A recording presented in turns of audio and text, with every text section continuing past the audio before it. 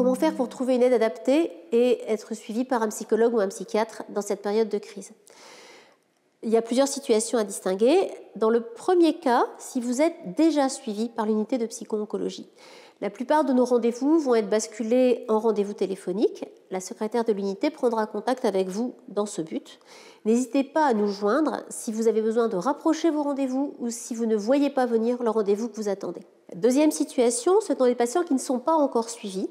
N'hésitez pas à faire la demande. Vous n'avez pas besoin de joindre l'équipe oncologique pour ça. Il vous suffit de nous appeler au 01 42 11 46 30.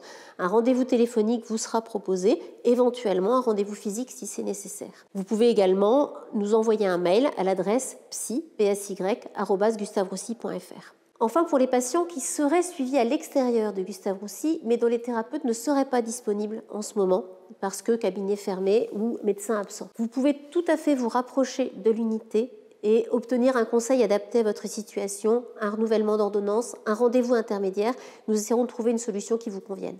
Quelques recommandations maintenant pour les patients qui prennent des traitements psychotropes, des traitements anxiolytiques, antidépresseurs, des régulateurs de l'humeur.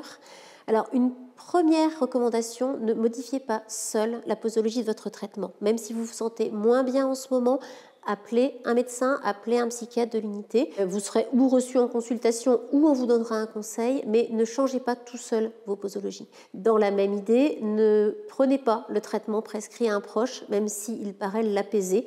Un traitement est prescrit à une personne pour une indication bien précise. Dans tous les cas, n'hésitez pas à prendre contact avec nous. Un conseil vous sera donné au moins par téléphone. Une deuxième recommandation, pensez à anticiper le renouvellement de votre traitement. Si votre ordonnance est renouvelable, vous pouvez la représenter au pharmacien. Si elle ne l'est pas, mettez-vous en contact avec nous et nous pourrons, après une consultation téléphonique, vous renvoyer une ordonnance adaptée. En tout état de cause, n'attendez pas la dernière minute. Si votre pharmacie est fermée ou si l'attente est trop longue, vous pourriez être en manque de traitement. Par ailleurs, essayez dans cette période difficile de prendre doublement soin de vous.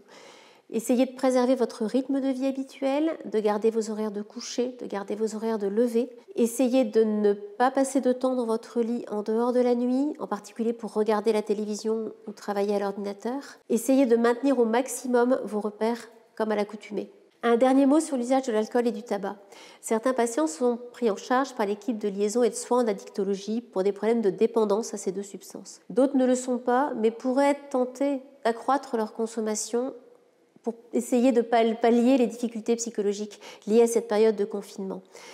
Dans toutes les situations, rappelez-vous que l'alcool, comme le tabac, augmente l'anxiété, augmente la dépression, majore les troubles du sommeil. N'hésitez pas à demander de l'aide, à prendre contact ou à reprendre contact avec l'unité de liaison et de soins en addictologie au 01 42 11 46 30.